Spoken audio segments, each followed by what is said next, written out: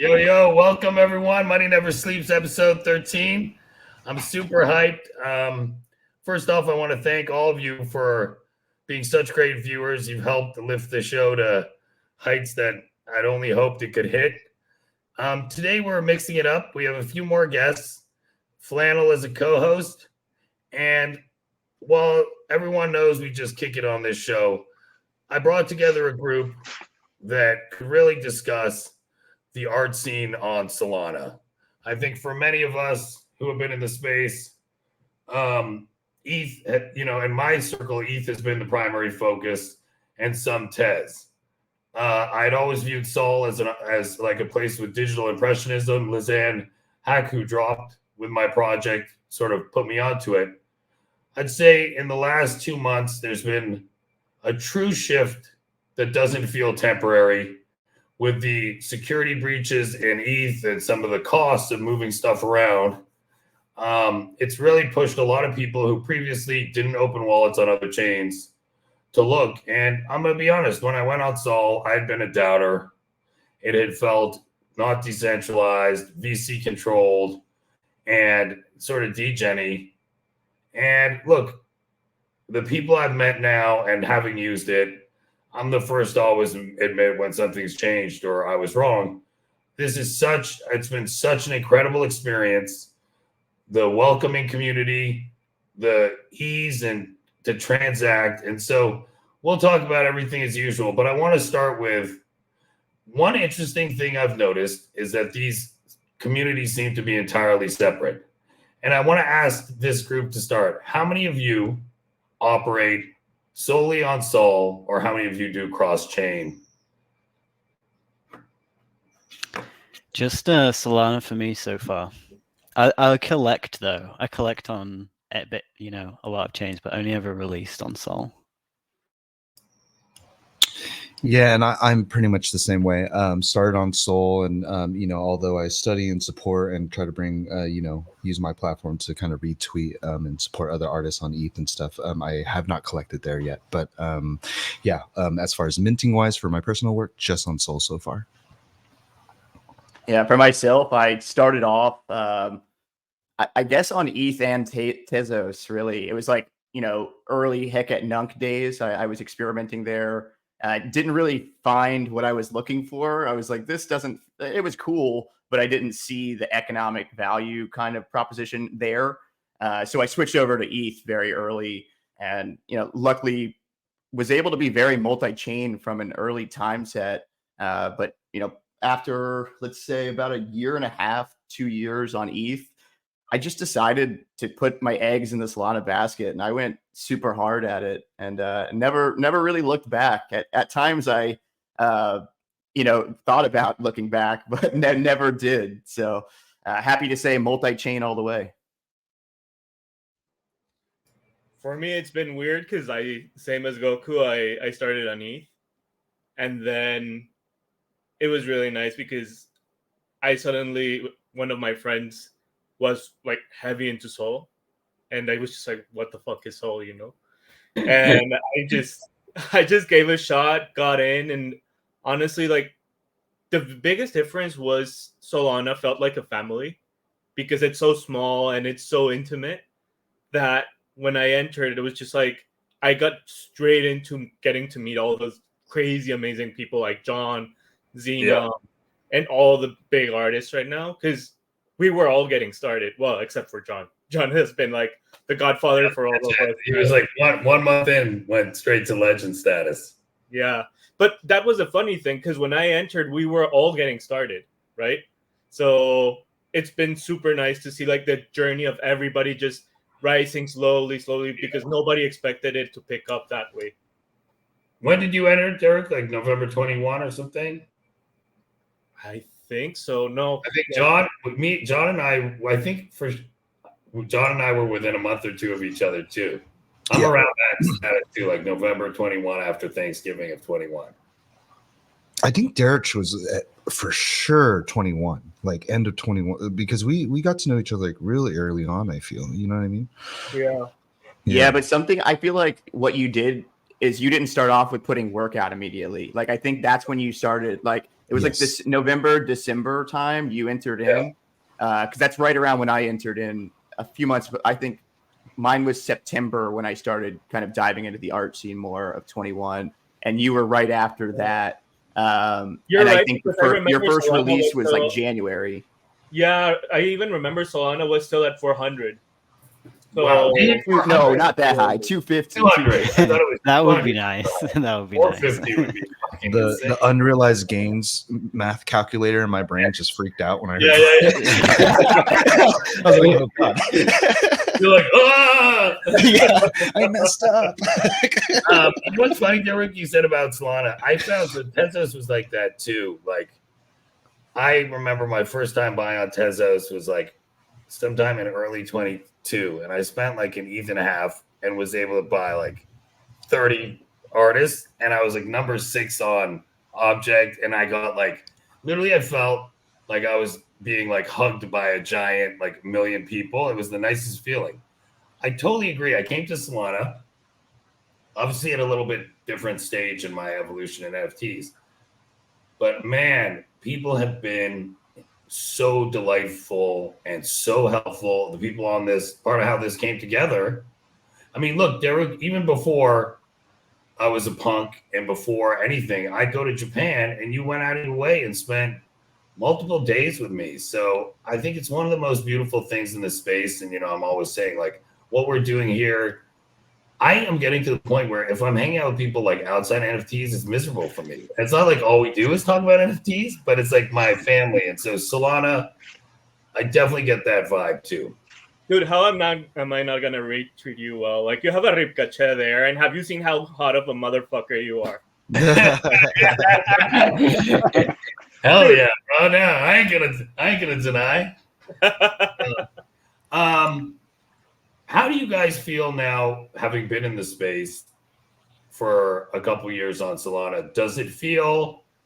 How would you guys characterize, out of curiosity, like where we are? Does it feel any different? Does it feel like this is how it's been and people are just realizing, or hey, there were some problems and Solana sort of moved forward and now the wallet, like, Phantom wallets, no shade, but it's better than MetaMask, and Jupiter, is easier, and you can do DCA and all kinds of stuff you can't do on ETH. So is this stuff that has progressed and you feel the community has improved, or it's like, hey, we've always been like this and you're just realizing it?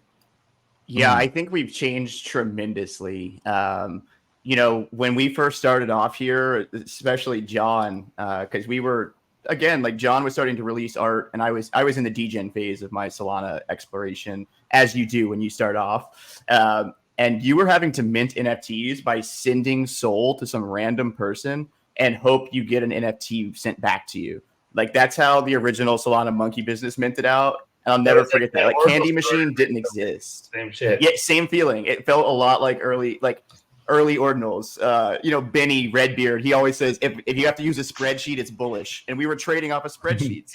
Like, none of the traits were on chain. It was early. So in that capacity, like, everything has improved. Like you mentioned, like 3 tools that have just continuously gotten better, right? Like Jupiter didn't exist. It was Radium only. And like Radium back then was super janky and like worked most of the time, so like the infrastructure now is ready for more people to actually use and enjoy it. And there's a lot less friction. It was always less friction than ETH, in my opinion. But now there's tools to like utilize the less friction. Less friction, but went down a bunch in the first years where like, yes, exactly. And I think a cool part too is like, I always felt like I was fighting for Solana in a way, you know what I mean? Like I was like, I see the potential, but I know this isn't perfect. And I feel like a lot of us who were early had that mentality of like, yeah, this tech is not quite there yet, but like we see it and we want to like help it get there. / the Solana Foundation, the builders that are here, they're willing to listen and like work with us. And like that was the coolest thing about coming over from ETH is I was able to like put my opinions in the arena and have them actually go and mean something. Yeah, just to add. White House, right? Oh, Flannel, I'm dying to hear you, Yes, buddy. please. Yeah. So like, I to answer your question, man, I think it's a bit of both. Like, I think I echo Goku's sentiment where like there are major things that have changed. Certainly the narrative has changed. You know, we've gone from like, oh, VC coin, bad coin, to now everyone wants to talk about Sol. And quite frankly, there are, you know, there's liquidity events happening in Sol that remind me of what happened on ETH a couple of years ago, where you have these airdrops happening, right? So that's a major event for people that use the chain, putting money into users' hands, not VCs, not investors, but like actual day-to-day users. And that is going to be felt across the ecosystem in ways that I don't think we can quite fully appreciate and predict yet. But when we talk about the art scene, there's always been good art on Sol, and people are just like, not everyone, but if you're just now noticing like, oh, well, there's good artists minting on Sol, that's always been happening. It's just been like not noticed by people who had this mental block of like, I'm not going to do anything on Solana. Right. Yeah, just to add on that, I think I echo the same sentiment all the way back from Goku and Flannel here. I think from the core, a lot of it is the same, right? For some reason, we do have this kind of brotherhood, family kind of thing. But at the same time, over the last 3 years, to see things evolve, like just, you know, with my partner that dipped her toes into space for a little bit at the beginning there. We were just talking about it a couple of weeks ago, and just talking about how female representation and forward-facing representation has grown tremendously. And like Goku said, we're still so far from where we need to be, but to see visible steps is so big. You know what I mean? Because when I was onboarding her, it was very hard for me to point out like, oh, look at this girl that's killing it. Look at this girl that's killing it. Like a lot of. Sadly, in 21, there were a lot of fake accounts too. You know what I mean? So, and a lot of people hiding behind PFPs, and now you see people celebrating. That whole surge of woman-led projects. I invested in a bunch, and it turned out like 3 or 4 guys pretending to be women. Totally, that was like a Russian farm factory. Yeah, I was so proud. I have 4 kids, 3 daughters, and I wanted to support, you know, diversity in the space. And I was like, this is great. And then, you know, so that's a good point. Sorry, yeah, go ahead, bud. Yeah, no, I just think there's to just touch on that community level. There's visible steps, but we're still far from where we need to go, right? The caliber of the connection between creators and collectors, I see that growing every day. We are so lucky to have people like Flannel, people like Goku, people that are so passionate, but to understand that they have to, or not have to, but they get this opportunity to use their platform to bring awareness to things that they care about. And I think that's where I get really, I guess, teary-eyed and sappy about this space is when I notice other human beings noticing that, okay, I may not be an artist or a developer or a founder, but I have a role here and it's important, and it's not small. It's anything but small. So it's just, you know, I think the general sentiment, to echo again, we're far from where we need to be, but to be able to see those visible steps, it means the world to me. Yeah, I agree. And on that like inclusion front and like pointing to communities, I think like something that I've gotten the really cool vantage and perspective to watch happen is that inclusion happen around the world as well. Like not only are like Solana validators going to more countries and hacker houses going to more and more countries that would never have exposure before, but the art scene is mimicking that, right? The art scene is now across the entire globe. You know, countries like Indonesia, Nigeria, South America. Yeah. It's so cool, right? I find first time in my life, like I've worked in business and done international stuff.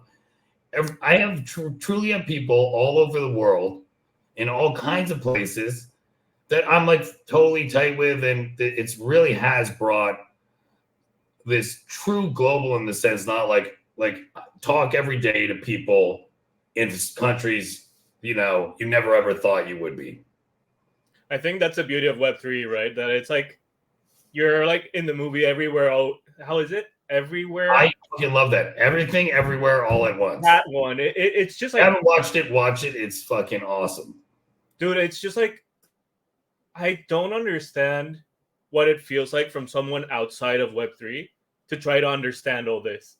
Because it's like, as you said, like you're in the US, I'm in Japan, there's people in Indonesia, India, blah, blah, blah. And we're always interacting with each other all the fucking time. Right. And all those limitations that normally you would have in real life, they tend to erase over here. Like even the fact of having a PFP, I think that I've grown to appreciate that, because you don't even know if you're speaking to a guy, to a girl, what age they are, how they look, nothing. And it doesn't matter anymore. Yeah. Well, it's even cooler than that. We're all born. We don't control what we look like. We don't control how tall we are. We don't control most stuff. And so what's interesting, if you choose, you can pick your username and you can use a PFP that identifies. This is where PFPs are really cool, I think, in terms of like, you know, I went through a lot of PFP communities, but like you said, Derek, is like you can kind of like define yourself, and all of us ground our way up in this industry. Like, you know, funny thing, like, you know, nothing, there's no like, I came in at the top because I went to Harvard or whatever. It's like everybody not that I went to, I'm saying like some industries are like that. But so I totally, you have a good point there, because from discrimination. But you have a really good point there, because for me, that's Solana. Yeah. Solana has been fighting its way up. Solana has this underdog kind of grit of we have to build it back. We have to be where we were. And that reminds me a lot of different projects that I've seen, that it's like, because either they were VC backed or because they had like big names behind them and stuff, they trusted too much and they thought that they already made it. And in Web3, you never made it. No. Like you could be at the top and in 2 months you're way down. This is ruthless. And I think that Solana is a proof of that. Solana has just like gone from $8 back to now $100. We've seen it just have amazing names in art, in projects and everything. So that's the thing that I love. Here the results are true and they're really fast to see. Yeah, I mean, two separate things there, which I both totally agree. One is identity and diversity in the space, how there's the ability to kind of make your own identity. John, and as you brought up in Goku, definitely the diversity and enhancing diversity is something we can discuss here. It's a massive issue in the space. It's obviously, you know, not as diverse as we'd like. And then as Derech said, I think this general idea in the space, look, all of us in the space are kind of odd birds being in here, and we're like underdogs doing weird stuff. I'm sure all of you, you know, I made a post like yesterday because like for years, every day, I used to do different stuff. I was in finance and in business. And when I came in this space, everybody thought I was like insane. They're like, what are you doing for day after day after day? I'm old, and my parents still like, are you sure you're checking in? Like every time there was a story of a scam in the paper. And so I think you're right. There were, not only is there at a sub level, like people at each blockchain, like fighting, and Solana in particular as like an underdog, but we as a you know, group are all people who are in a space where people think you're crazy to be in here. So I'm hopeful, and it's a nice feeling when you start on the upswing, which I totally agree. But you know what's the funny thing? Because if you think about it, we're talking about the underdog story, right? But I think that at the same time, a lot of the maximalism took over the narrative, and it just like overshadowed the true technology that Solana has. Because people, when ETH people came into Sol, they were so surprised to see like Jupiter and how fast it is and how cheap transactions are and how fast, right? And that doesn't mean that it's an underdog because of technology. I also think like part of that is because like winners, quote unquote, have a revisionist history, and like I've been around on ETH, my friend. I know ETH ain't perfect. Like I've been here. How many billions of dollars have been stolen? How many times has there been major protocol incidents? How many times has, and how many times has new token standards been announced? There was a time where people were stealing editions from artists because they could. You remember that? Like it was just a contract loophole that existed, right? So like I think that it's important to remember for everybody that technology is an ever-changing current, and like you got to ride that current a bit, and not like once you become so rigid on something, you lose it a bit. And like that's how my journey with Solana has been too. It's like I'm vocal against the things I don't like, and hopefully that makes change. But that's not meaning that I'm not on the current with it, right? Flannel? Yeah, so this is like we've kind of like danced around this topic a little bit, and this is something that I've thought a lot about as a multi-chain collector, art collector, because I'm pretty much, I think I'm pretty close to 50-50 ETH and Sol in terms of my collecting now. So what do you guys think about the idea of culture? Like it's kind of an overused term, I think, in Web3, but what do you think about the art community culture, especially, you know, thinking about Solana in comparison to Tez or the art community on ETH? I mean, It's one of my favorite things to think about, man. I spend a lot of time thinking about this as well, because I'm someone who thinks that culture takes a while to form. And I think I used the word assumption on my last statement. And I think that with culture, a lot of assumptions are made too. And I think like, you know, culture can be in two different pockets, right? It's like the culture that's forming while you're inside of something. Think of that as like when you're playing baseball with the team, right? And like there's that team culture. And then there's culture, like culture longevity culture, which reaches out of a small, you know, call it size of a pool. And I think still we're inside of that test sample.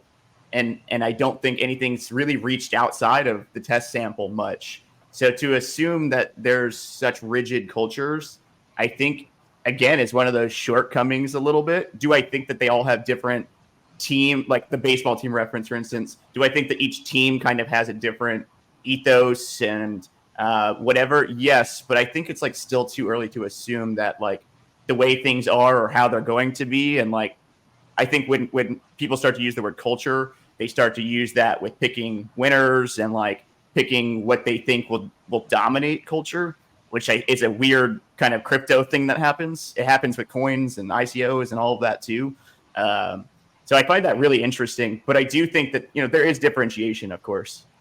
Yeah, I've been thinking about this a lot lately, actually, and like especially the culture on Solana. And there's definitely this kind of long-term, impossible to predict, like intangible side of it, kind of like what you were touching on. And then there's also that like immediate short-term one that I think we can probably all feel this because like what we were talking about being on Sol in the early days, there was like something about Solana in those kind of, for me, it was like October 2021 sort of days that made me think, I like this place. I want to stay. Like, there's something here. It wasn't even the tech because I didn't know enough about blockchain and NFTs to understand the distinctions in tech on Ethereum versus Solana or whatever. It was something else, like related to the community. So, and I feel like that is an important part of Solana's culture. And I think, OG, you mentioned this as well, like this feeling of like everyone being super welcoming, this sense of family. There was definitely that little kernel of culture in Solana since day one. And I think now, like, overcoming our hurdles with FTX and all that and showing our resilience has sort of allowed that to entrench itself on a bit of a stronger and like more widely recognized level now. Yeah, I don't have these kind of questions. I like to shut up and listen because I feel like you folks have so much more experience over on the ETH side, and I can only learn from that, right? But for me, my perspective is kind of like these.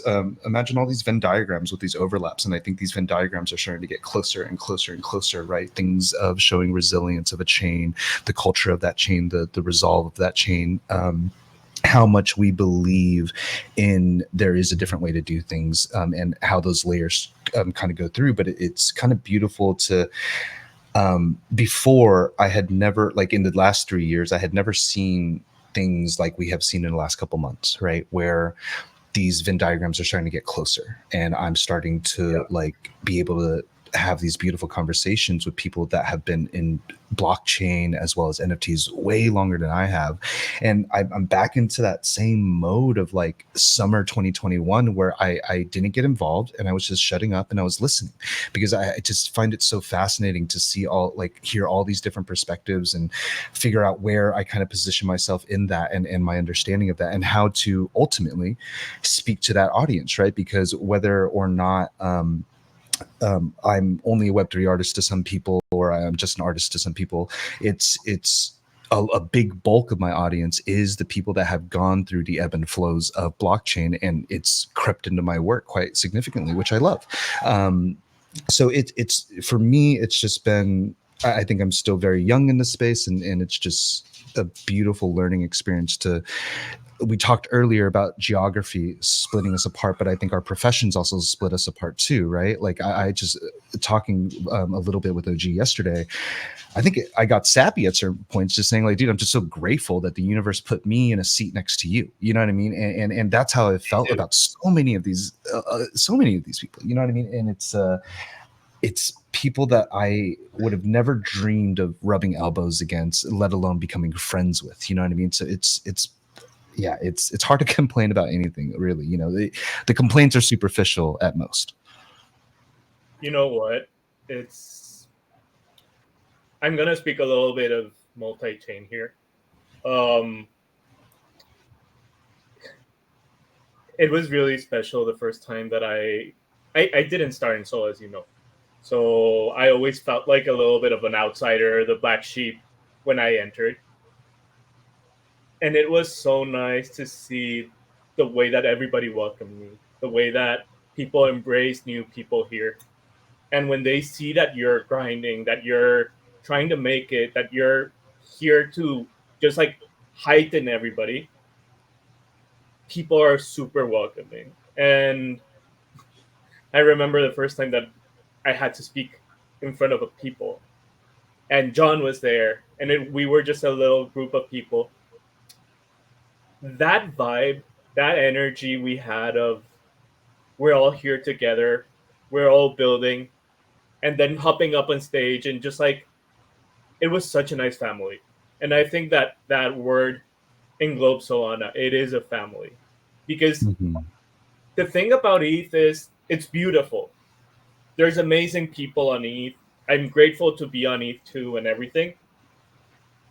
But the amount of people is way less in Sol, right? So that allows you to do different dynamics, to get closer, to become more intimate. And that way you also know more closely who's involved. And those people who have been in Sol for a long time, they also know that they have to take care of people, that they have to educate and be there for them and everything. So you don't only have artists sticking with artists, you also have all these big collectors rallying behind artists. You have PFP people advising. You have everybody knows that they're like a clockwork. And if they function the way that they should, things move way faster. And I think Solana has been very used to that because of all this traumas that they've been through. And right now, that's why you see it going the way that it does. Yeah, culture's a funny word. There's a lot of these words that we all throw around that, like, you know, people interpret and it becomes difficult. Like you work at them, they're like, oh, they understand the culture. And then you're like, well, what does that mean? So I spent a lot of years thinking about this. And to me, culture comes from a few areas. First is you break down, what do we value in somebody we bring in? So what's valued in people we bring? So when I look at the different chains, I'm like, what's more valued by each chain? And then what behaviors do we expect from those people? So those two together, and then what's the underlying like asset or business they're in? The interaction of those three things, it's usually like, what's my mission? But it's values, behaviors, and how those go together. So I think when I think about that framework, look, Sol has valued speed. ETH has valued like security and institutionalization in a way. And so as a result, Sol's nodes there's like 2,150 nodes, and what's ETH? Like, you know, hundreds of thousands. So I think sort of not only does the network reflect that, but like what you said, there's like a different things valued by each network. And that sort of flows through to culture, because in ETH, you're going to be much slower to make a change because you want it to be like this institutional sort of chain. Whereas Solana was one of the benefits of tight control and more centralized is you can move faster and do stuff quickly. And that whole network speed was what it like was built on. So I sort of think there's like cool links and connections that separate these cultures. And then I think there's, of course, the overarching culture of crypto and being in digital art and so on. And so I think, that's how I sort of classify and think about the cultures and the opportunities, and also why there can be sort of various chains that have various strengths and draw in various different people. Do you guys think that, and this is like kind of to deepen the question that you had initially, Flannel, like, do you think that sometimes consensus gets mixed with culture? And I also think consensus helps breed culture, of course. But I think even in what you said about the security elements of Solana, like that is a major difference. But like, I think the consensus is what helps these decisions get through public view, right? Like, people thought that because of speed, security went away completely, right? And like, same thing with like the consensus around the word decentralization, even, right? It's like, it's not a 100% or a 0% thing. It's like a growing type of thing. So like, I think that oftentimes people agreeing on things becomes, ultimately that is kind of what forms culture in some ways, but is that short term what culture is? I don't know, right? I don't want to talk too much, but I definitely have a thought on that. But does anyone else want to jump in?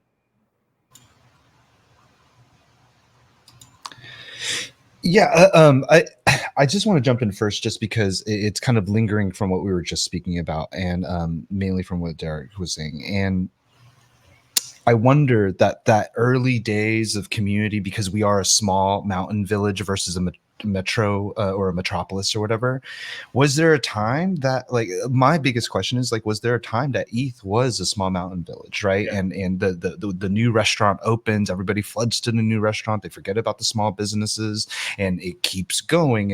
And I think that's where I become very precious about this moment that we're in, right? Like, where Solana is still early, and it is still a small mountain village. And sure, double-edged sword, that things happen when one hype thing goes up and all the small businesses kind of go stale for a little bit, and then another thing comes. So what are you most hyped about on Solana? Like, as we look out in Solana and the community, not to Goku, we could talk. I'm sorry to switch gears just a little bit, because I do want to explore this, because I think you're right.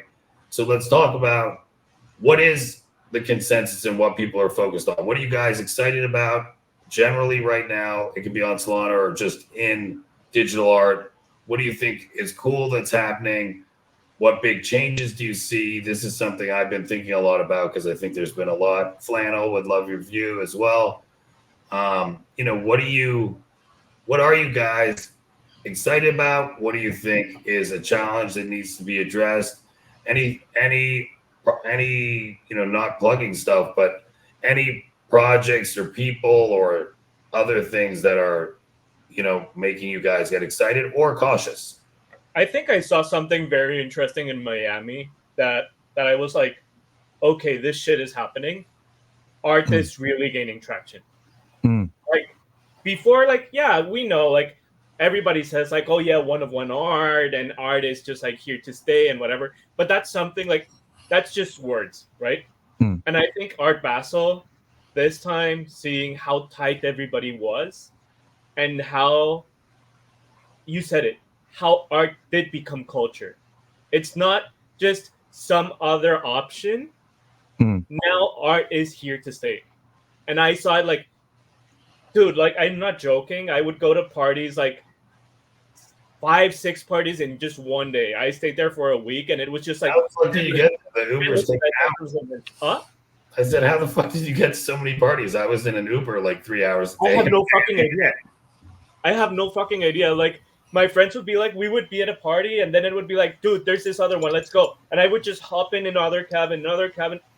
But just being able to see not only the amount of parties, but like the quality, the people, the everything. It was just, you meet them in different countries. You follow these pockets of people everywhere. And I think that seeing that it's actually happening is something that means something, right? It's not just because I know that a lot of people were just like, yeah, I just buy art for the sake of art and whatever. But now I see a lot of people actually taking a chance because they do believe that art is here, right? Yeah, for real. I think art has, like you say, always been here on Slano. We've always had talented artists, but it was a small, it was a small community, and it was kind of insular in a way. Like, we had a few collectors, but that was it.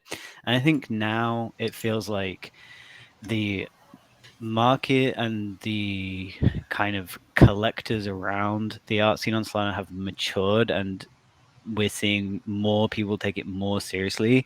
And I think also what's contributed to that is people taking Solana more seriously as a whole, because of the recovery in the price and everything has meant that collectors from elsewhere have got that faith. They've got that. They've kind of like or sort of thought, well, I feel confident enough to put some more serious money or like more serious faith in the chain now. No doubt. And also, I guess with time, people also get to know you, right? They know. It's funny because I think that's the result of having so many traumas. You know who stays through thick and thin. Right. Yeah. And that's something that's like extremely important right now, because I think that that's something that's intrinsic to crypto. You have to stick. You have to be there. I know that a lot of people say like, oh yeah, if you want to get off and come back and whatever, it's fine. But I think there is also very big value in the people who stay and who push further. Like, for example, John, I remember you mentioned it right in the last interview. You didn't give a shit if Sol was at 8 or if it was at 400. You stayed there. Mhm. You knew that Sol was there. And I think that that's the kind of thing that makes collectors trust that artists are going to stick. Right. And you I remember because last time we were together was in Lisbon in 22, and we had endured the announcement of day one of Breakpoint was Google, right? So we're all hyped. We're all seeing our friends for the first time. We're so happy. And then by the next week, of course, FTX happened. And what were you doing the next week? We were all at a coffee shop, and you spent time in your day. I knew you were tired. We were all exhausted. We were all emotionally, physically drained. And while we're having coffee, you had an obligation for spaces that you announced to welcome more artists, to give more people a platform to talk. Do you remember that? Like, that is that resolve. And that's where I think it's like, you're right. It's, I understand just to remember that. Well, I understand the sentiment that, right now, it's very important to people that are very invested into blockchains that opportunists are not who they're going to support, right? They're going to support people that are, it's very critical right now to show longevity and show resolve and resilience. Will that evolve over time? I sure as hell hope so, right? Yeah, Because the last thing I ever want is another John Lay to replace me. I want somebody completely new to replace me. You know what I mean? Like somebody that is like, all I want in this space is for people not to be like, I'm going to study his blueprint. I'm going to do exactly what John did, and I'm going to become John. No, I want you to take this technology by the bullhorns and make it yours. You know what I mean? Make it yours in every single way. And I think that's what's like, if you have the integrity that I'm here and I'm inspired and you open yourself up to the world. We talked about this a lot yesterday, OG, about just opening your heart and breaking the conditioning that we've been born into. And those are the type of people that we're starting to gravitate towards each other just from our energy and how we're using our voices and our platforms, right? So it's one of those things where it's, right now, when we are still, like it or not, in a very speculative era of blockchain and art and our position as artists or fans or enthusiasts or collectors, it's critical right now for us to weed out opportunists. But I hope as we evolve, if you need to take 6 months to make or 6 years to make the best collection you could ever make before you die, so be it. Right. And just I hope everybody you've been focused for like a year, you know, bulk of a year on one thing, right? For better or for worse, right? Because I understand the risk of me taking a long time. Still present, which is what I think Derech is saying. You're still right, and I try to be, but at the same time, I have to be true to me, and I understand that me being slow and me going about the things the way I go about things could be a detriment to my business. And if that happens, and somebody else replaces me, for whatever it is, I'll be stoked. You know what I mean? Because I knew that in that time, I worked on what made me tick, and that person that replaces me, which is inevitable, hopefully they are like, this is what I love about right now is this. We went through our crash, we went through our upswing. People are vindicated again. But what I also see that isn't talked about much is I see a lot of artists digging real deep now. Right? They are not trying to drink the Kool-Aid. They are trying to be aware of the Kool-Aid and the flavor of which that people are excited about. But they're also quietly digging so deep to be like, what can I do with this? Right. And I think that's the important part. And again, back to what we were talking about earlier, I'm sure this had happened. This will and has happened for every chain that is dipping their toes and the people within those chains, you know? You know something? Yeah, I think that you touched on something that I really like, to go back to the OG's original question on like what you're most excited about right now. I think I'm excited about watching people who didn't have conviction in the narratives that they chose to listen to, watching them get uncomfortable and watching them not know what to do when the landscape shifts. Because we are in a land, and we're basically in California right now. We're standing on two tectonic plates. We're going all over the place, right? So I think that we're seeing a lot of people right now that had an idea of how things were going to be forever.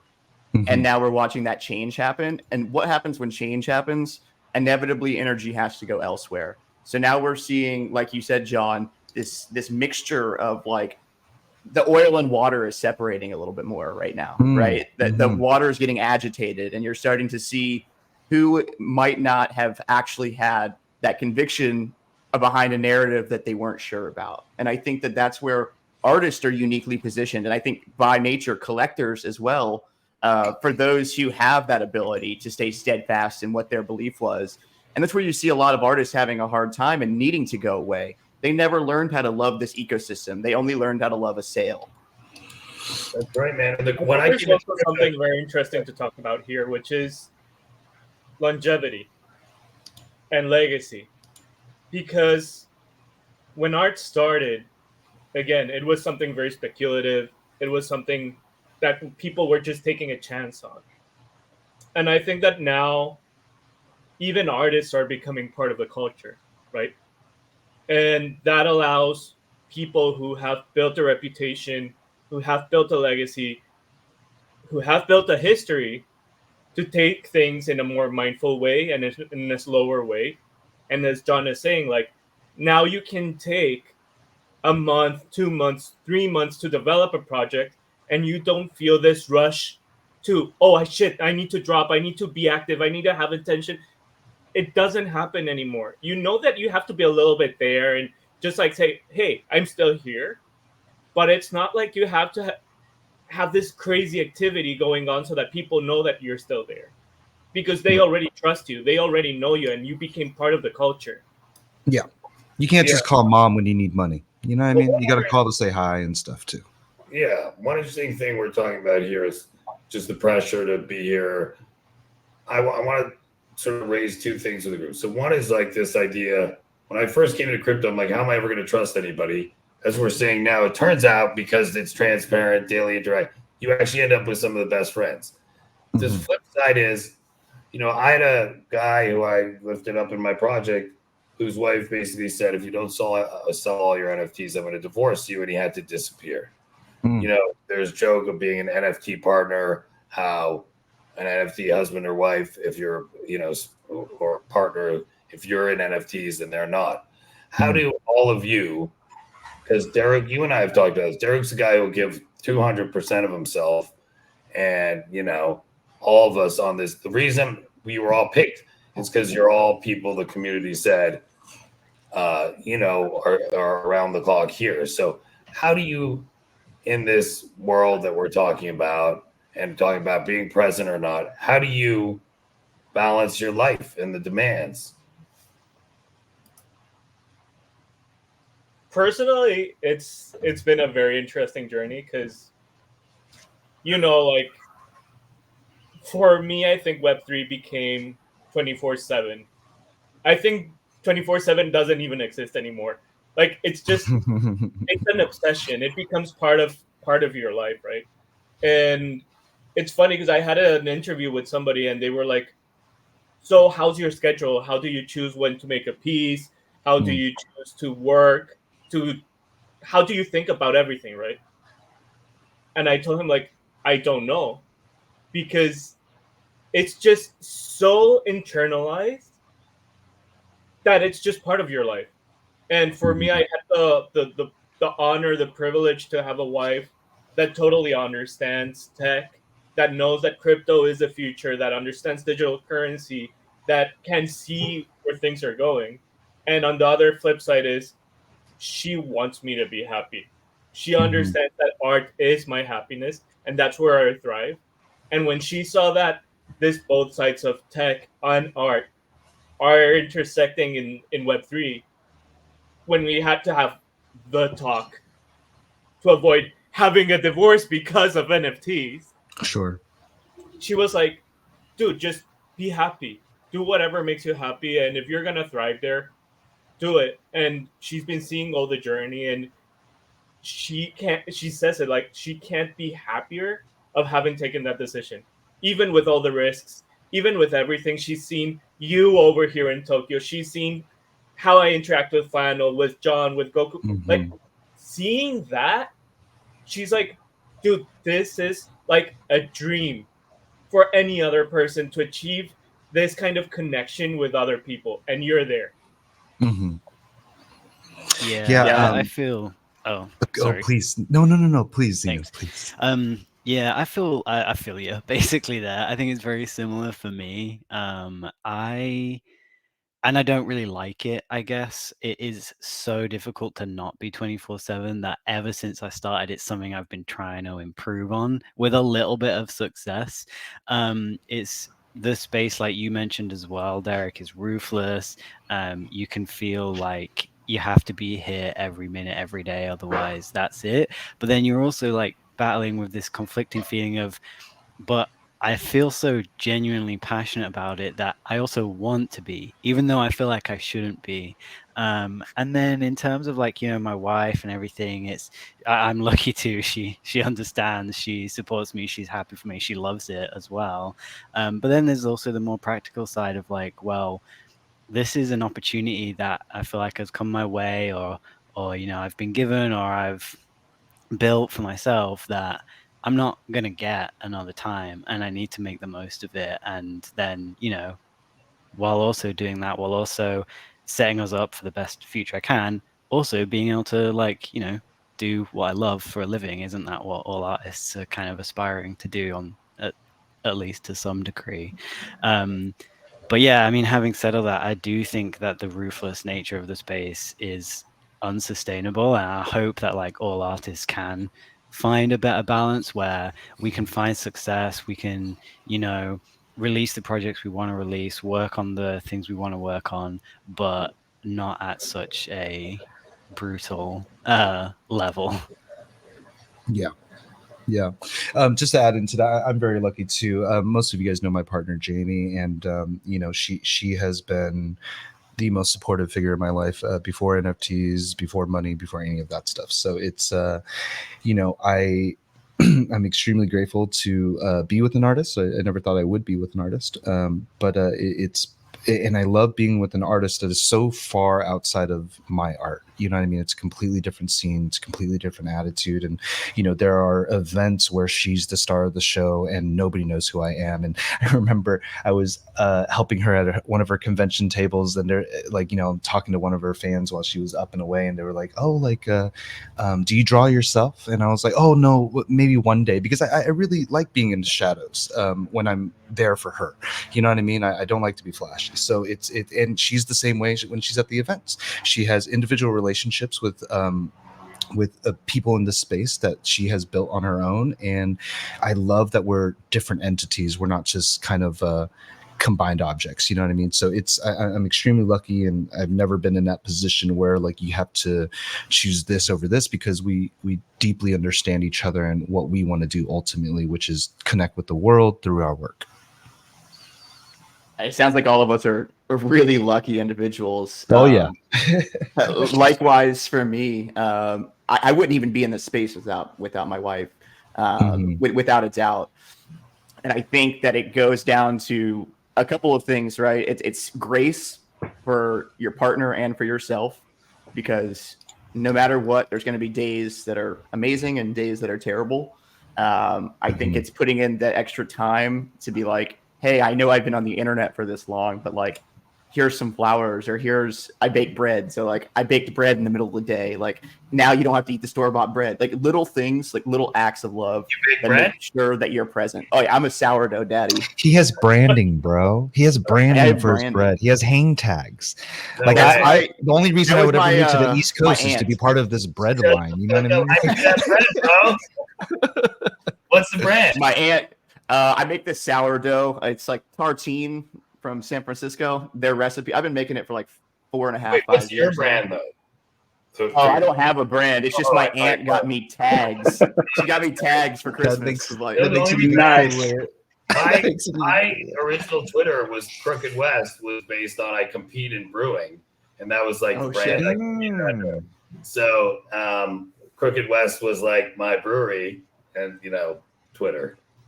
That's awesome. I don't know why Goku bringing bread and wine would feel like Jesus coming over here. Good rando hobby. Eat. Wait, rando hobbies like Here that. you go, my son. Have bread. I think NorCal's famous for his biscuits. Yeah, I love stuff like that. Like I have a lot of. Well, he's smart with the biscuits. It's smart. Like my bread takes like 2.5 3 days to make, so like I can't really. Bro, he's up grinding at these conferences at 2 a.m. Shout out to NorCal. Exactly, that's the move. Take that shit.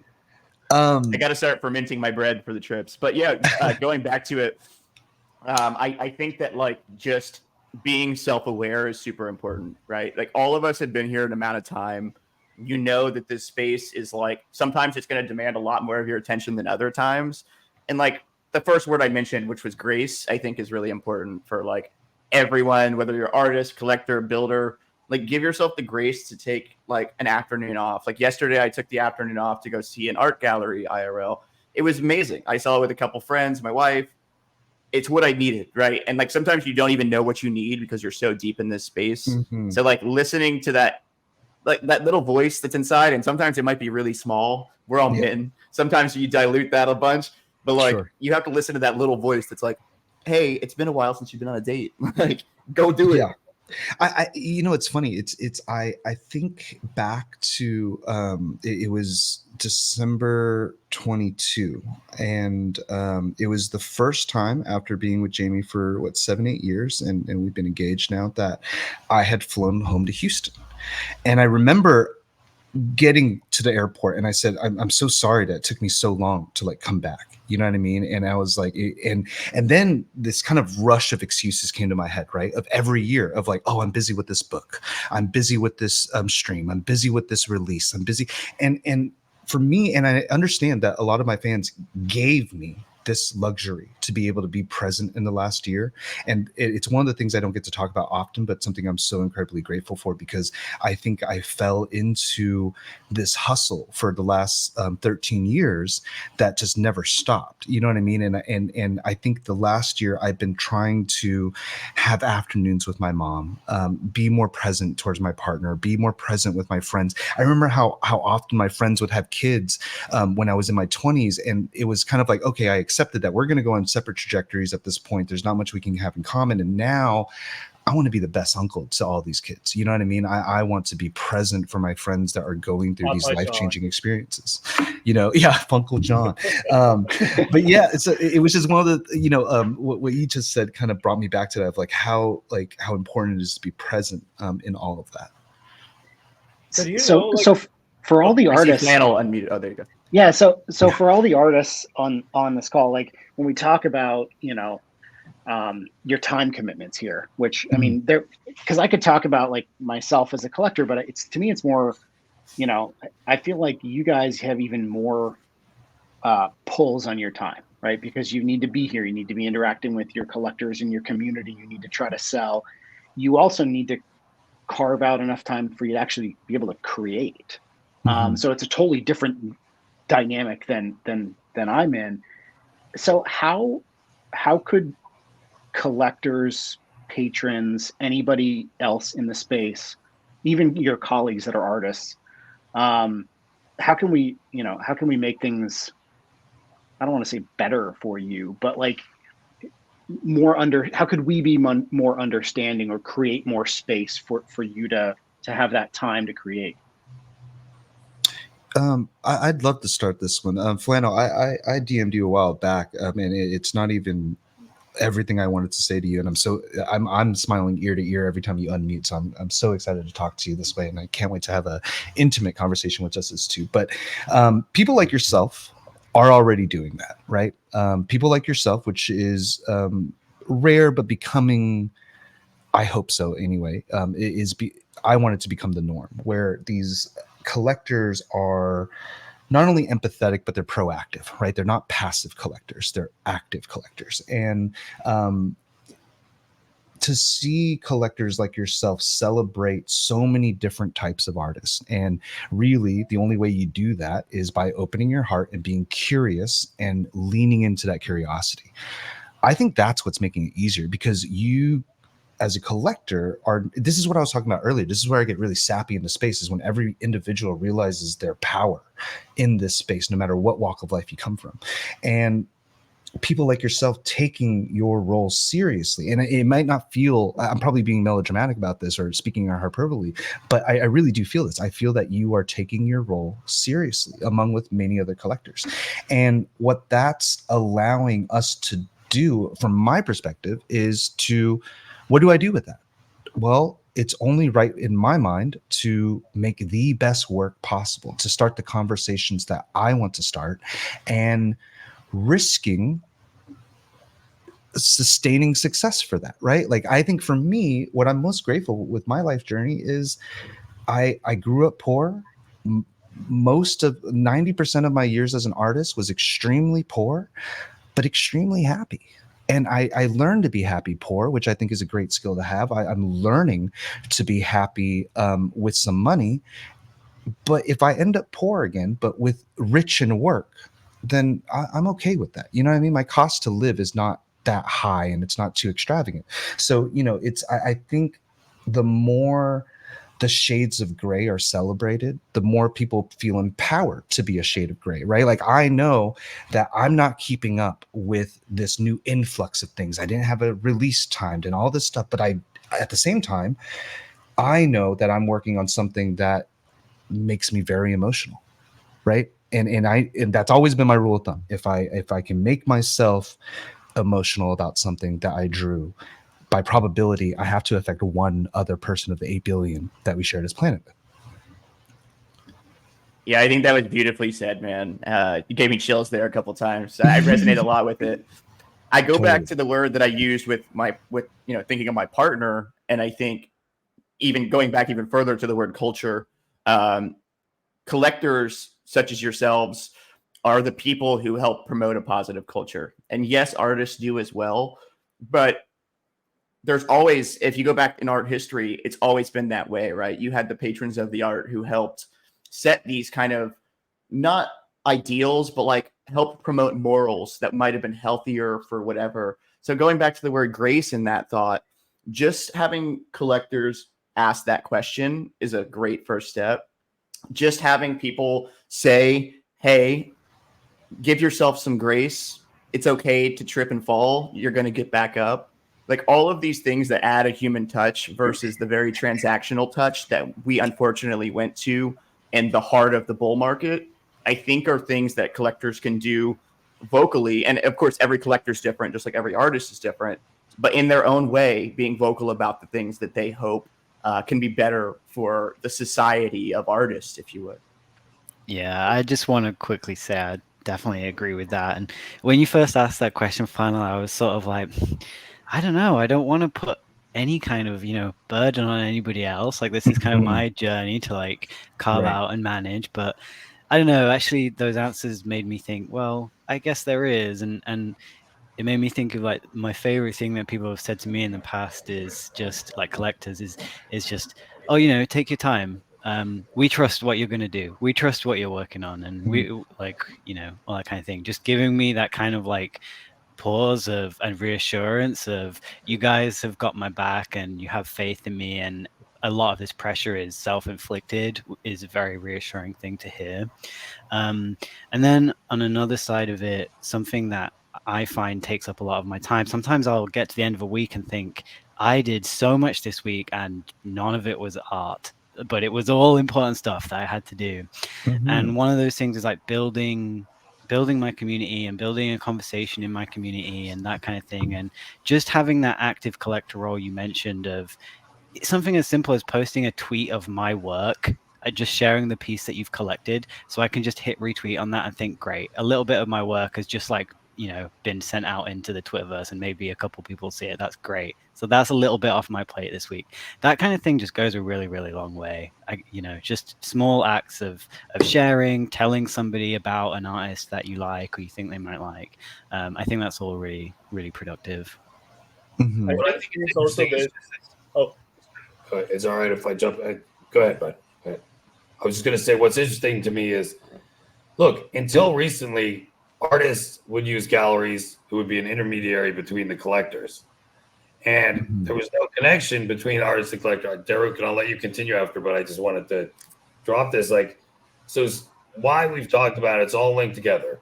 Artists now get directly in front of collectors. That's why there's pressure to now have that. It's an amazing benefit because now you've removed, you now can get direct input and get the passion and share the fun and joy and build these communities. So as a result, though, of that, that's why you have these other pressures.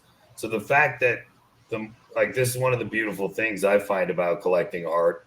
Grant said, can't separate art and artist. And I think you can't separate collector and collection as well. But I think it's so wonderful to have this opportunity at all, to even directly engage with collectors.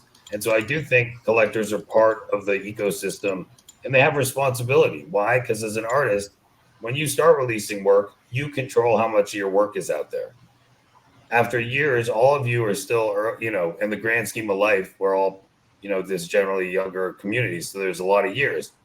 As you grow, your collectors control the supply of your art. Because if they don't like what you're doing now, they can, in a liquid way, change the supply.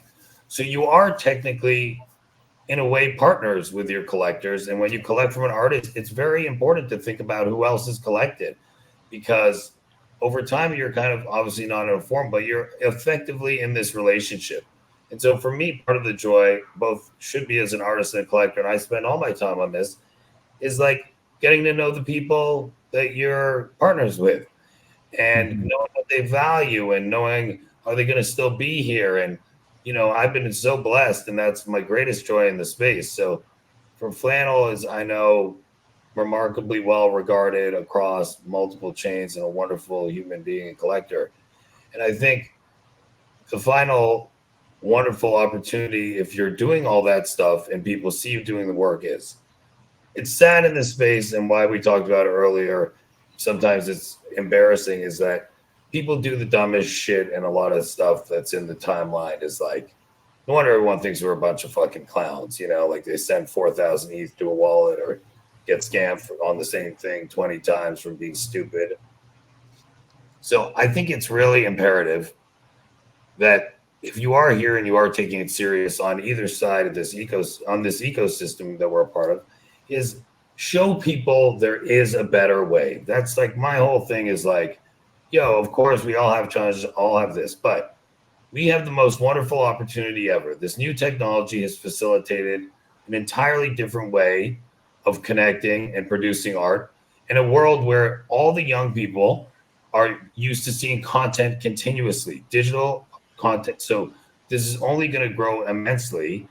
And let's show how cool this fucking thing can be. Like, what an incredible, like you say this all the time, John, like, what an incredible time to be alive, you know? Like, I'm on the phone right now with people, like, and feel like we're family. We're all over the world. Like, it's the coolest. So, I personally take on. I think if you're investing a lot in the space, just like if you invest in a lot in a company or in a friendship or in like you should care about that and try to move that forward and try to show people. So, I think to me, all the people on this show today are here because all of us are trying to do that. I know some of you have known longer, and like Derech, uplifts multiple communities. So Flannel, same for you guys. So I would love to hear Derech after, but I just want to make that point where artists, this is a new thing, like artists, it was like 100 successful contemporary artists dealing with 4 galleries. That was contemporary art, Yeah. Just for a quick moment, like you're in this boat too, obviously, right? It's the amount of work. You have 4 kids, man. The amount of work it takes to have individual calls with each of us to get to know us, and then so that we can have this beautiful flow as we talk. Like, man, I didn't have that many calls this week. I sure as hell didn't, right? So it's like going all the way back to Flannel's question of how can what can somebody that is not an artist do, or not necessarily, that's the wrong way to say it, but you know what I mean? Like somebody that is not the artist, somebody that's the collector or the journalist or the critic or whatever it is. Those are all, this is again, what I meant all the way back when I was saying how I get sappy about people taking their roles seriously, because there's so many hats to wear here. And if the artist wears all the hats, or if anybody wears all the hats, it's unsustainable, right? So it becomes more sustainable as we each recognize that there is a place where we fit here. It might not be clear, it might not be sexy, but there is a place and there's a role, and that role can evolve over time as you understand that role deeper. Actually, I think there's also this. I want to share a little story over here. Mm-hmm. There was a time when I was growing, and there were things happening that were completely out of my control, right? So there was an FTNYC, the first one that I went. And then there was my camera breaking, which was my source of income. And it's really nice that Flannel's here because he was involved in both. When I needed to go to an FTNYC, he was super nice, and I didn't have enough money, and he was super kind, and he lent me and supported me to go because he knew how important it was for me. Like, wow, I think that's something that's imperative in the space is communication and being fucking honest. Like,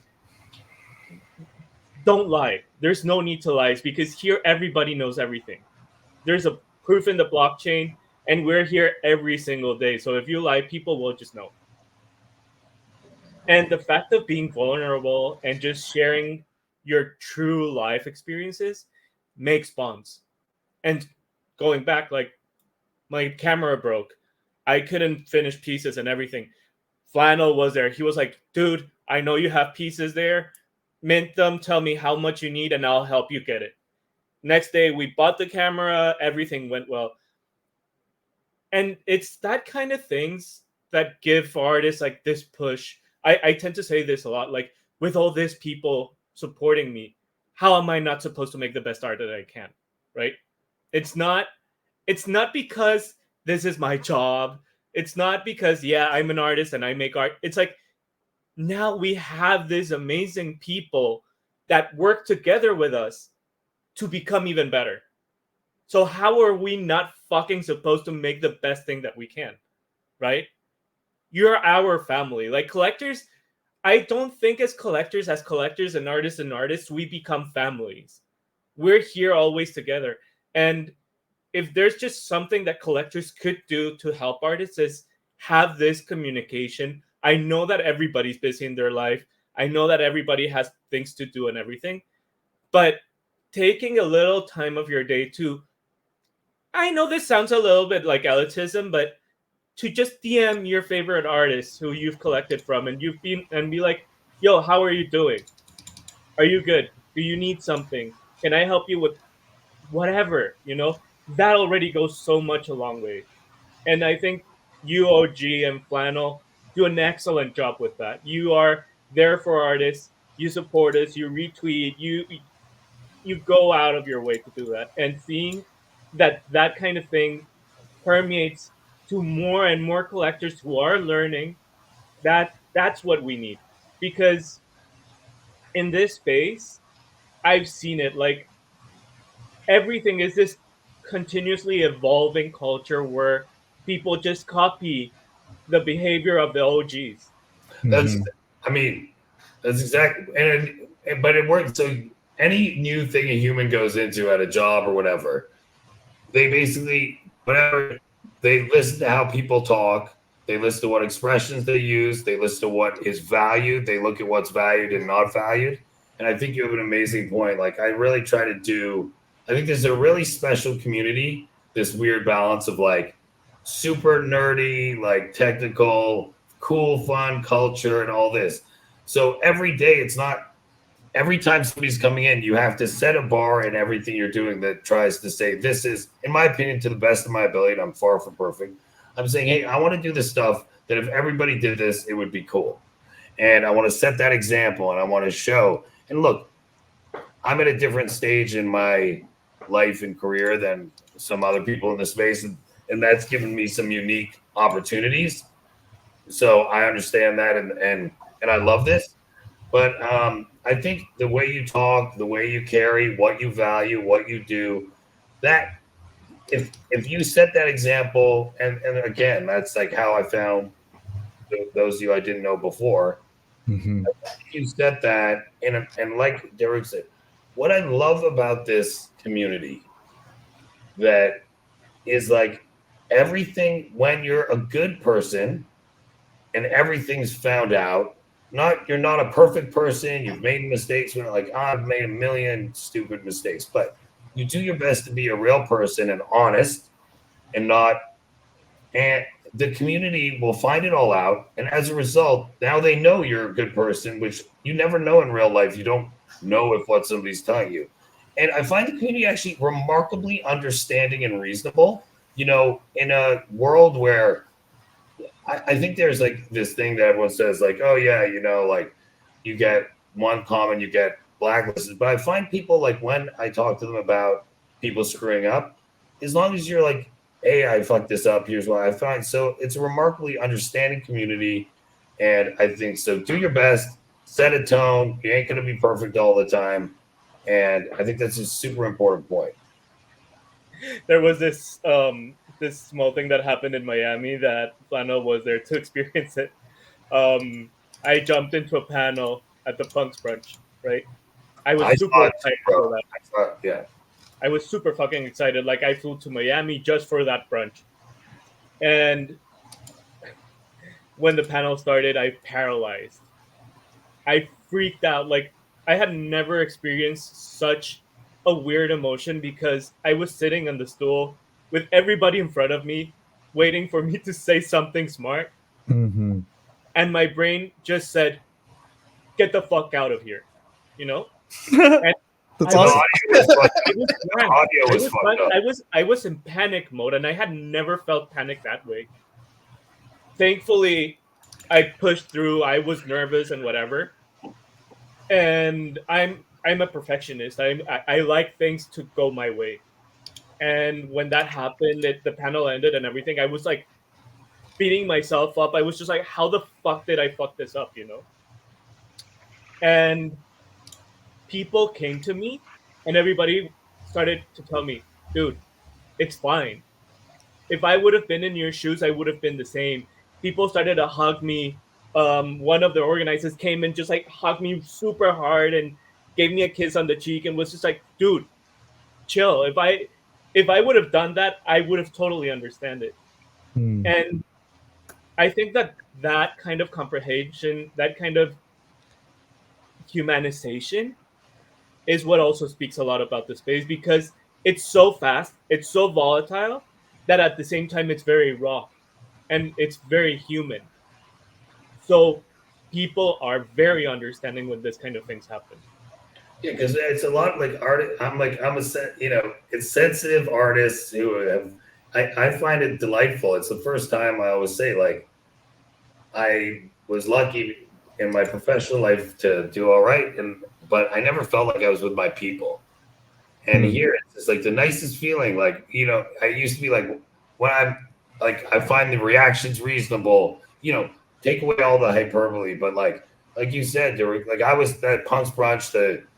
The audio was fucked up and people were talking, and like everybody after is like, yo man, fuck you, like I wouldn't have even been able to sit there. And so I think it's a super lovely quality. And I'm with you 100%.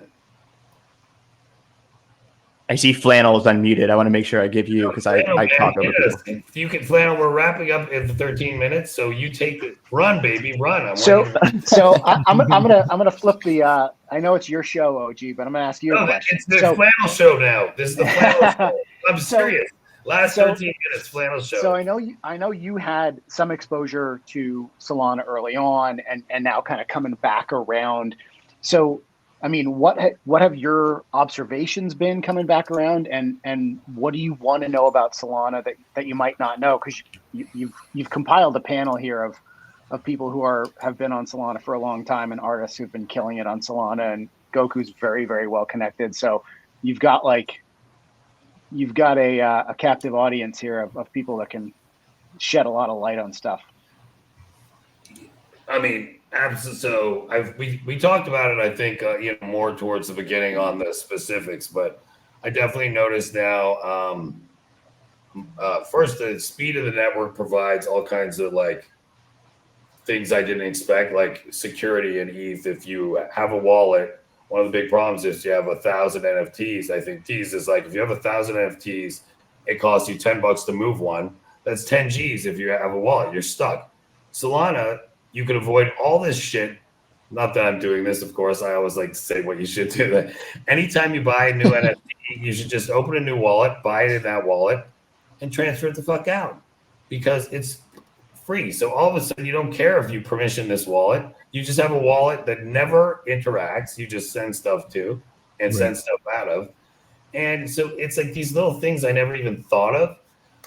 Like I looked at, so the big differences I'm seeing are the speed thing is, I thought it was meaningless, but it turns out it's like hugely meaningful. The community thing we've talked about has been a wonderful Tezos feeling. I think what brought me back, and in the context of your question, Flannel, like, look, so Tezos I love, but they screwed up the ICO, and there's nothing else going on but art.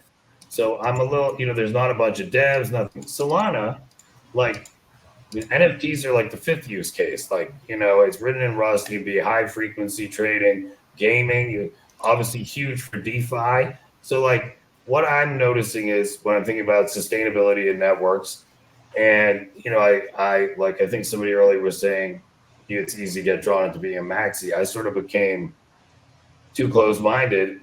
I think what I'm noticing is like, everyone loves to talk decentralization, but what we're seeing is there's a reason for some centralization. And I think there's been a change in attitudes towards that. And I think some of the security issues and huge issues on ETH of like, it gets to the point when you see really sophisticated people, like, it becomes like shit, not if I'm going to get hacked, but when am I going to get hacked? Which I think that's really sort of shaken things up. And I think the fact that Sol, like you said, was an underdog, and Phantom Wallet was shit when I first opened it 2 years ago. I was like, I've lost that one already. Now I went back. What I've noticed is, holy shit, like, why are these things on ETH so bad? And I'm like, I love ETH, and my bag is like massive ETH. I just put a ton into ETH. So this is just me, but I always like to say the facts are the facts. How I feel about it, how I'm positioned, what I wish it was has nothing to do. The fact, what I've noticed is speed is way more important than I thought. Community is hyper responsively nice and kind of consistent with the community I'm trying to build. That for whatever reason seems to have been easier on Tezos and Solana than ETH to build. And so you get all that welcome in Solana, and I think I feel much more confident about Solana's future, that it's not like a VC controlled 2,000 nodes or whatever, all controlled by the founders, and I'm going to get fucked and it's going to go down. It does start to, it feels, I hate to, like, sometimes I'm like, I hate that I feel this is the truth, but to the best of my ability, I used to think like, what a scam, VCs like getting all this money and revving it up. And now I'm like, this actually feels legitimate, much more legitimate. And that's been my impression, Flannel. And then, of course, the other thing is I've been shocked by how separate the communities are, and that there's not more bridges between the communities as well. That's been like, this call, like, it's been a big surprise for me. Join us, my fellow bridge maker. Join us. That's why we're here, bro. You're spot on, man. Like it's been very siloed. And that I'm more obviously in the art side of things, but I think that applies on the PFP side of things, certainly on the art side of things. I can probably count on maybe two hands, like the number of active, truly like cross-chain collectors. It's very, very siloed. There's many more cross-chain artists than cross-chain collectors. So the communities are largely very separate up to this point. It'll be interesting to see how that evolves moving forward. But up to this point, they've been very, very separate. Yeah, and I would say that's not for a lack of trying either. I think it's for a lack of consensus, right? Like it wasn't the agreement yet that ecosystem. It was too early, right? Well, like, I think and that's how many felt. Work. There wasn't the body of work on art. Like Tezos got a big body of work. That's not necessarily true. Really? There was a massive body of work sent for the last 2.5 years of art. Like Flannel mentioned this in the beginning. The art and the quality of art's always been there. There's always been people who have been here. There's always been people who have been shouting out to the Ethereum side, myself included, because that's where all my friends were, to come check this out. But now we're at the point where people are ready to pick up the phone. People are ready to be curious. Was like exchange art. Where was the art platform that was where the exchanges were primarily happening? It was Holoplex. Yeah. And that's where most of us got our start. I think that's where some of the confusion might have come from as well. Like, well, to what you said, I get the sentiment of what you're trying to say. Even if there was high caliber art and good art on I didn't mean Solana, that. You know what I was trying no, to say. I totally understand. But I think what actually happened from your perception from 2 years ago was it was really hard to find art, right? So unless you were in, so it's like finding the best omakase in New York. Like you're not gonna find it on Yelp, bro. You know what I mean? You're gonna find it because this kid grew up on the East Side and he recommended it and he got you a reservation. It wasn't super rare or whatever. And to talk about like the centralization elements, like something that consensus, again, my favorite word, has told us is that centralized marketplaces are good in a capacity. And what does that mean? Super rare existed 4 years ago. Volume got concentrated to one place. That's where you can discover art. And that was 4 years ago. Obviously, landscape shifted a lot, but that didn't exist then, So as but it's also journalism, right? And discoverability. Yeah, exactly. Right. Like we haven't we had glimpses of it and we are continuing to see glimpses of it that maybe will last longer this time, but it's back to what we were talking about earlier about our roles, right? And discovering those roles and how do we operate within those roles. But it's in my view, it's we're still like where Solana is continuing to struggle, which isn't just a Web3 issue. It's not unique to Web3. Even Instagram has discoverability issues. That's $1 billion company that it has very hard discoverability issues, and it's hard for people to have a civil war within those corporate offices of like, oh, but what about the little guy? That's probably 10% of that office, right? So I think it's quite natural what's happened, right? It was very hard to discover art over here. But it didn't necessarily mean that there wasn't good art. It was just nearly impossible to find. That's what I'm realizing in Goku. Yeah. I think that's the impression came from that. 100%. Which dude, you have nothing to apologize for, because at that time, Not at all. I bought fake art on Olaplex because I thought I was supporting another artist in the community. But at that point, there wasn't a checks and balances of a reverse Google image search before you allow somebody on your platform, because we were still rallying the horns of decentralization and permissionless, especially. So it was, I don't know. I feel like there's an object after hand or whatever, like hand that object. And I think obviously OpenSea and super rare on ETH. So that's actually interesting. Yeah. I also think too, because like, go ahead. I remember that Kading said one thing that was very interesting that stuck with me, which was crypto is one of the areas that rewards curiosity the most. And fortunately and unfortunately, we have Twitter, which is our NFT land or crypto land or whatever we want to call Twitter it. Discord's our language, our But platform. the thing with it is, if you don't have an active role in being curious and clicking and going around, fucking out and finding out, you're missing out on a lot of stuff. And it's not your fault. It's just there's a lot of shit going on, right? And I can get it. Like a lot of ETH maxis or ETH people, if you don't follow Solana people, there's no discoverability because Twitter's just going to push you ETH stuff, right? Sure. But then when people like Flannel, for example, share cross-chain stuff, and he's like, oh, there's this John Lay, or there's this Goku, there's this Zen0, or there's this, then people like UOG start to come because they realize that, oh, there's this other thing. And because you start clicking and going down the rabbit hole, then you start to discover all this.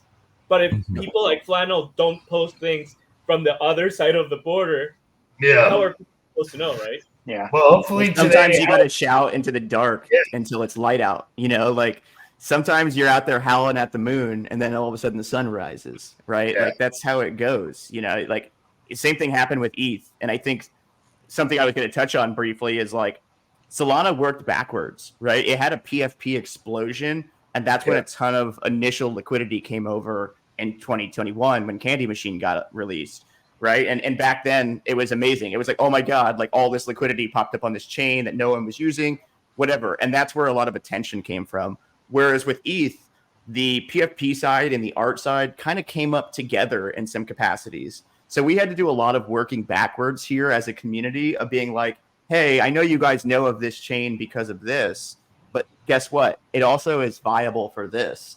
And I think a lot of what you mentioned, Elon, is like that, again, sorry to keep using the word, it's consensus, right? It takes people who are willing to make non-consensus plays like Flannel did when not everyone agrees on something, and then to be that voice that helps guide people towards figuring out why. And not just why because, oh, you can make money, this and that, but the thesis why more so than like the why is this value change? Why is it better? Why exactly.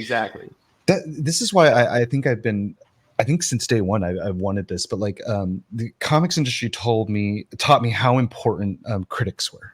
Right. They are so I'm waiting for the Jerry Saltz of Web3 to be born and to realize the importance of his role or her role, because critics, I had to go through a learning experience with that too, because the first time I read a critic about my work, I naturally was emotional, sensitive and offended. But then I realized that a critic is not what a critic writes is not for an artist. That is not the target audience. The target audience is for the greater public. Right, to educate them, to give them a starting point forming their own opinion, because whether we like it or not, forming your own opinion is actually a big ask. And it's a very difficult thing to do. Just like we say, just be yourself. There is no just. That's why I think there's value in curation, like effective Yes. curation. It's very hard to see. And it's not the what you curate has to be good, but if somebody's not spending full time here, you a good critic or a good part of the community can say, hey, look, this is why this is important. Yeah. You know, Yeah. this is why you should look at this. And guys, I apologize. We're running late. You guys want how much time? I don't want to go too crazy long. You want to do another 5 minutes? Yeah. You cool with that? Yeah, it's good with me. Yeah. All good here. Sorry, John. I agree. But No, I think you're like good. it's all this, hey, you know, we don't need any gatekeeping, But I actually think the partnership throughout history, and Goku, I think you mentioned this, there's always artist and collector for, if you look as a team, almost come up together. And so I think a lot of what we're touching, Derech, what you said about asking of your collectors, you know, John, I think this this element of the collector and the artist being tied like that is super essential. Yeah. The only thing I want to add on to all of what we're saying here is again different roles, right, outside of critics and stuff. But I think, you know, if you go to like Guggenheim's website, they offer courses, right, online and in-person courses. And one of the best things about New York City and many metros is that there are free museum days, and those. What I had learned, I never grew up with that privilege, but I've since then met people with that privilege, and they taught me that. Conversations with them taught me that a lot of their appreciation and understanding for art started with free museum days. And I've always sat back and wondered, what is that equivalent for Web3? Because at some point the Guggenheim must have noticed that, this art is great, but it's inspiring some, it's moving others, but it's intimidating most. So how do we reduce that friction? We should be able to do that easier. What was that? You know, I think because I got a nice vantage into this, being someone in New York around the shift of social media. You know, a lot of what pulled me into Web3 in general was that being around these creative communities, you know, Jay and Silva, Dave Krugman, the friends I talk about very often. Well, something that was awesome is they were early to Web2. And that sounds crazy. What does early to Web2 mean? That means early to when Instagram started being a place where influencers were getting found, where normal photographers were becoming influencers, which they had no idea what it meant. And then those social strategies coming to play. Like I remember him doing like a Guggenheim after dark. It was like a bunch of photographers that got to go into the Guggenheim and like take photos while it was closed. And that was like one of their like early viral campaigns, right? I think that the first one, he brought dancers with him and had dancers dancing in the empty halls of the Guggenheim, right? So like cool. It's abilities to blend communities, and I think that is what we're doing here in a lot of ways. Yeah, exactly. And I think treating different blockchains as almost the same way as we would going from Web 2 to going from like museum Web 1 to Web 2 is a good approach, because the way that they went about it is they did it in a way that was organic. They did it in the way that is what they met them where they were, right? Like there was already this Instagram trend, and then they found out ways to get more involved in it. What does that look like for Web3? I don't know yet. It probably involves TikTok, which drives me insane to think. But like, it's probably something. Virtual museums, though, it's interesting. Like everyone wanted to make virtual museums where you'd walk around and look at the art. I don't think that's. But like you said, I do think that's going to pop off eventually.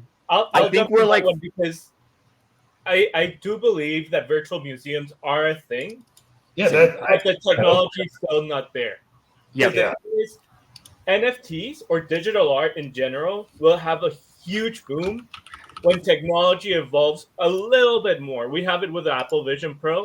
Exactly what I was going to say. When technology becomes even more immersive, then digital art will make more sense, because then we will detach from people like you, OG. You have the Ripcache there. You have like all these paintings behind you, and they're on the floor, right? You need space. I'm fixing my studio. That's my fault. I'm in the process of fixing my studio. No. But my thing here is you have everything there, and having physical stuff is complicated, right?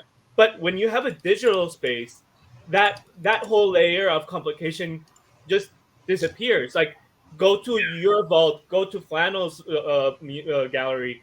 And I think that being able to have this digital space in which you are putting all your pieces, you're curating your exhibition, you're curating the layout, you're doing something that's absolutely yours, but it's detached from this tangibility. Yeah, and should be more accessible then. Go Should be way more further. accessible to the world. 'Cause Yeah, you don't look have at to Gen be flying Z's. to Like, New they York don't to give a see it. shit about material stuff.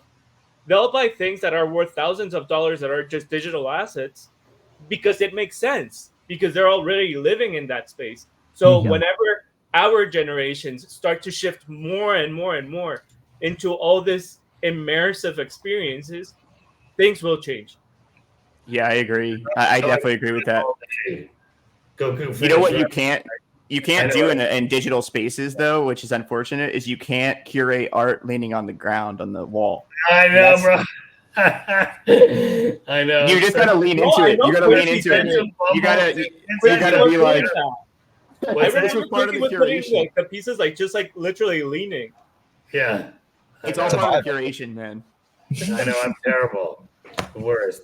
Well, I was trying to move it around. I was supposed to get things hung up, but I'm terrible. And I've had an You embarrassing have no record. excuses, dude. You have a fucking ripka chair there. Yeah, I have the first two shows I did from the office in my bedroom. So this was like, then I moved out here and I've been redoing it.